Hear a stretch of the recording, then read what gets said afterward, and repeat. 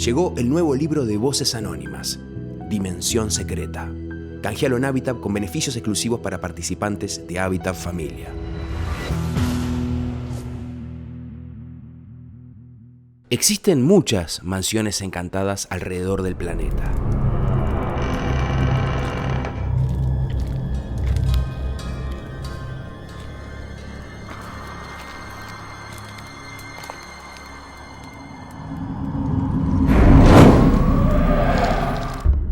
Pero pocas esconden tantas historias misteriosas como la Casa de la Palmera. Esta vieja mansión, que aún sigue en pie en pleno centro de la ciudad de Buenos Aires, fue escenario de 7 muertes.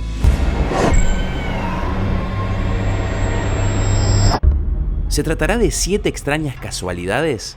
¿O estaremos hablando de un plan macabro en el que, lentamente, uno por uno, los habitantes de la casa fueron asesinados?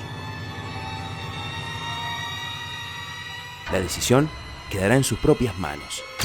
Estas son las 7 muertes de la Casa de la Palmera.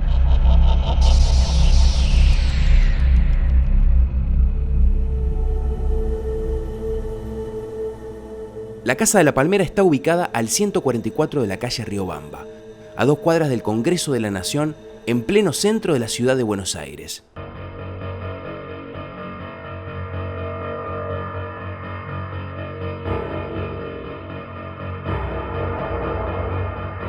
Se la llama de esa manera debido a una prominente palmera que corona el frente de la residencia y que cubre buena parte de su fachada. Esta misteriosa construcción cuenta con 9 habitaciones, 3 baños, una buhardilla, una amplia terraza y un subsuelo, todo distribuido en un diseño laberíntico con varias escaleras, algunas de conformación realmente insólita.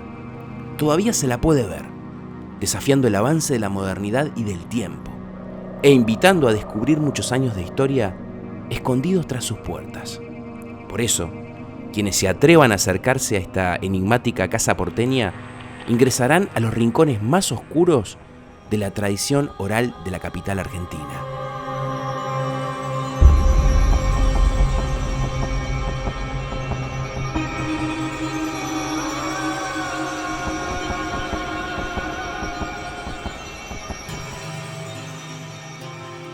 La historia de esta casa comenzó a escribirse a principios del siglo XX, cuando la misma fue adquirida por una mujer uruguaya, doña Catalina Espinosa, viuda de un prestigioso médico de apellido Galcerán.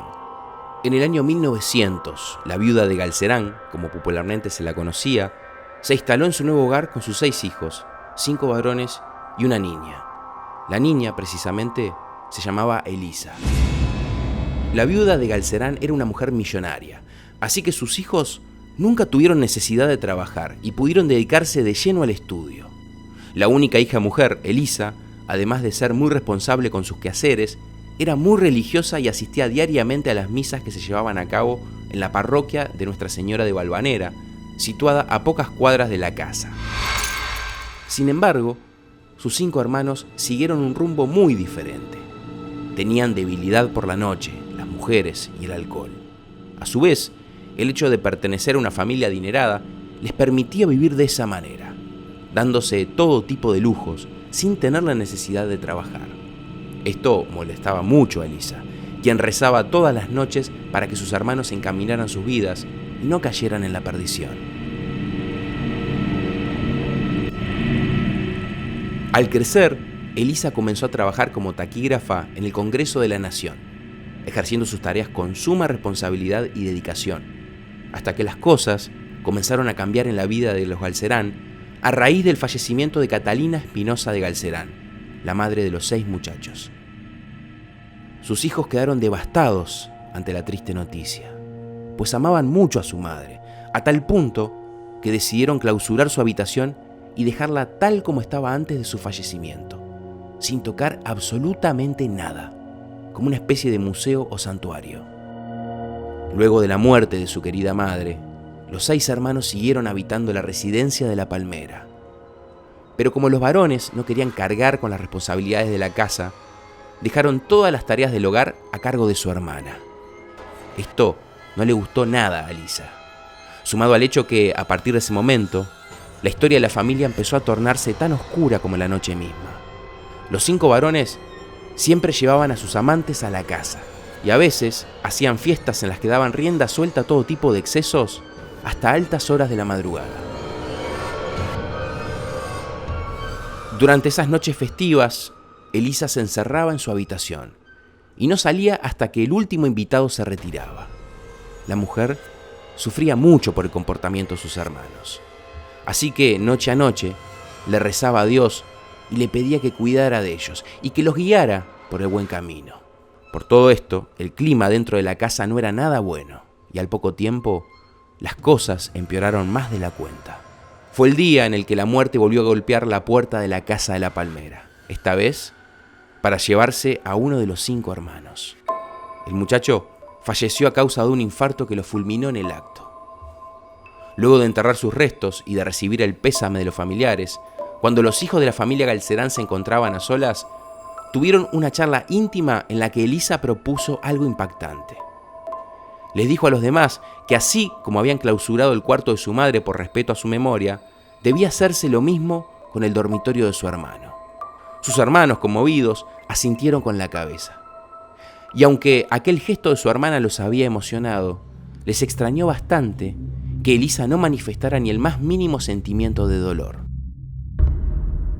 Meses después, otro de los hermanos varones falleció ahogado en el Río de la Plata de manera muy misteriosa. Resulta que el muchacho pretendía abordar un velero de su propiedad con una amiga, pero estaba tan borracho que tropezó, cayó al río, se enredó involuntariamente con una soga de amarre y terminó muriendo ahogado. Y al igual que lo hizo con su madre y su otro hermano, Elisa terminó cerrando definitivamente la puerta del cuarto del nuevo hermano fallecido. Durante algunos meses las cosas estuvieron bastante tranquilas, pero el año siguiente, otro de los hermanos Galcerán muere en un accidente automovilístico. Y una vez más, Elisa vuelve a repetir el siniestro ritual de cerrar su habitación y dejarla con las pertenencias del fallecido en su interior. El tiempo seguía su curso, y viendo cómo la casa lentamente iba quedando vacía, Elisa no paraba de repudiar la vida lujuriosa que llevaban sus 2 hermanos vivos. Pocos meses después del último fallecimiento de esta familia, la parca regresó para llevarse al penúltimo de los Galcerán. Fue cuando salió de copas al mítico bar Hansen y luego de embriagarse por completo, terminó discutiendo con uno de los malevos más peligrosos de la ciudad, quien lo mató despiadadamente al propinarle una puñalada que le perforó el estómago. Una vez más, un nuevo cuarto se clausuraba para siempre en la casa de la palmera. El único hermano que le quedaba a Elisa tenía una aventura con una de las mucamas de la mansión, una mujer llamada Mercedes White. Elisa era consciente del romance prohibido que se estaba suscitando en su propia casa, y eso despertaba su ira hacia su hermano. Por las noches, él acostumbraba a bajar a la habitación de la mucama para tener relaciones a escondidas. Elisa, que se daba cuenta de lo que estaba sucediendo, se ponía furiosa al escucharlo gemir en pleno acto sexual. Fue así que una noche se dio una fuerte discusión entre ese hermano y Elisa. El hombre le había recriminado su frialdad y hasta llegó a sugerirle que sospechaba que ella tenía algo que ver con las muertes de sus otros hermanos. Luego de escucharlo con desprecio, ella le regaló todo el odio que sentía a través de una desagradable mirada, mientras les contestaba a los gritos que era una ridiculez pensar que ella estaba implicada en esas muertes. Elisa le recriminó que se haya apartado del camino de Dios, al igual que sus otros hermanos, y afirmó que si los otros murieron fue porque se lo merecían para saldar sus cuentas pendientes con el Señor. Su hermano no podía creer lo que escuchaba. Le dijo que era una mala persona y peor hermana. Le aseguró también que por eso estaba sola y que nunca un hombre se fijaría en una persona como ella con tanto resentimiento. Una vez finalizada la discusión, el hombre subió a su dormitorio y cerró la puerta con un fuerte golpe que retumbó en toda la casa. Al día siguiente, él y la mucama aparecieron muertos. Los 2 cuerpos fueron encontrados en la cama de la mucama, completamente desnudos.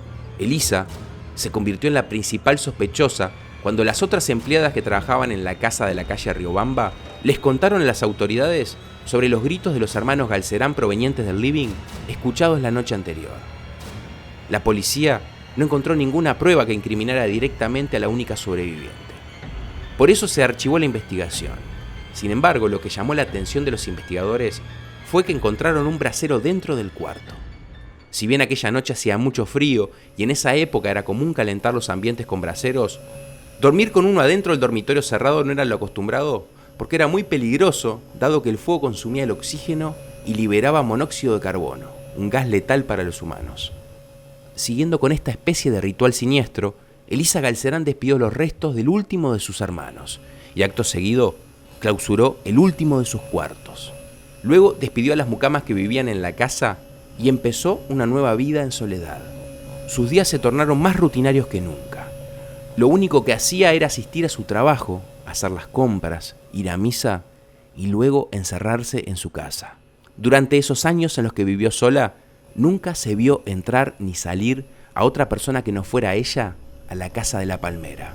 Si bien esta solitaria mujer permanecía buena parte de su vida aislada, en el barrio nunca vieron algo sospechoso en ella. De hecho, cuando se relacionaba con los vecinos, solía ser muy amable. Lo cierto es que su vida siguió su curso de manera discreta, escondida bajo el oscuro manto del ostracismo, durante 40 años. Hasta que llegado el año 1992, Elisa comenzó a faltar a las misas de la parroquia, dejó de andar por las calles de la zona y ya no se la vio asomarse a la puerta de la casa. El cura de la iglesia a la que Elisa asistía decidió llamarla por teléfono, pero la mujer no atendía las llamadas. El párroco, bastante preocupado por la situación, fue hasta la casa de la Palmera con un feligrés médico para asegurarse de que todo estuviera bien. Al llegar a la vieja residencia, el cura observó cómo la casa sombría parecía esconderse más que nunca detrás de la gigante palmera. Se sorprendió al ver que las persianas estaban cerradas, a pesar de que el sol bañaba con la tibia luz del amanecer su fachada. Los dos visitantes subieron una pequeña escalinata que daba a la entrada y golpearon la puerta. Nadie contestó. Esperaron un rato y al ver que no había señales de movimiento en el interior de la casa, probaron a abrir el pestillo. Para su sorpresa, la puerta estaba abierta. Apenas pusieron un pie en el interior de la casa, se encontraron con una imagen dantesca que superó la peor de sus expectativas. La casa no solo se encontraba en un estado de abandono total, sino que las luces no funcionaban, una nube de polvo flotaba en el ambiente y además reinaba un hedor insoportable. En ese instante descubrieron varias ratas muertas en el piso y pensaron que ese era el motivo de aquel olor nauseabundo tan penetrante. Los dos hombres se acercaron a la escalera principal de la residencia para subir a las habitaciones principales, pero cuando estaban a punto de subir el primer escalón, se llevaron otra sorpresa. Sobre la baranda de la escalera se posaba una espesa capa de polvo. El cura se acercó para observar de cerca y comprobó que la gruesa capa de polvo que cubría la baranda no presentaba huellas. Esto lo llevó a deducir que Elisa no había subido a la segunda planta durante muchos años. Solo quedaba un lugar por investigar: el sótano. Buscaron la pequeña escalera que conducía al subsuelo de la casa y al divisarla a lo lejos pudieron ver una luz que parpadeaba cortando de a ratos la semioscuridad de la sala. Bajaron con temor. Una vez dentro de aquel cuarto escondido en el subsuelo de la casa, encontraron lo que parecía ser una habitación improvisada. Y con total horror, descubrieron que en un rincón había una cama rústica sobre la cual yacía un cuerpo. Elisa había fallecido. Allí estaba, tendida sobre la cama precaria, envuelta en la más triste de las soledades. Sus únicas pertenencias eran una mesita de luz, un rosario, su Biblia y un espejo. A partir de ese momento, la casa quedó vacía durante algunos años, hasta que en 1997 comenzó a funcionar una escuela primaria que, paradójicamente, se llamaba Puertas Abiertas. Este centro estudiantil permaneció en funcionamiento durante un tiempo, hasta que en el año 2008 se instaló el Instituto de Pensamiento Socialista Karl Marx. Ahora, en la Casa de la Palmera, se llevan a cabo diferentes actividades. En el living comedor se dictan cursos y seminarios. En la planta baja funciona un bar. En el sótano, en el que hallaron muerta a Elisa Galcerán, funciona la primera señal socialista online. Hola, soy Sabrina. ¿Quién está del otro lado? De esta manera, la Casa de la Palmera reabrió sus puertas. Esas puertas que durante muchos años permanecieron trancadas. Pero cuenta la leyenda que al abrirlas, sin querer, se soltaron los fantasmas que estaban presos en esos cuartos clausurados. Los espíritus de los Galcerán.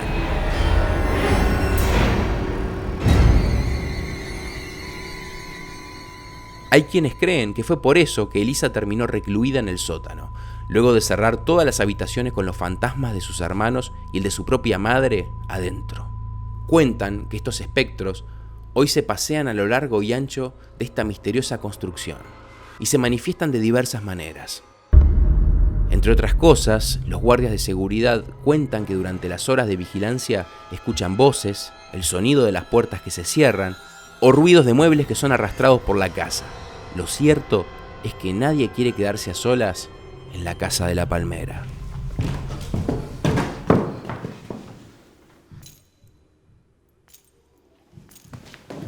Acá hay alguien. Llamemos a la policía.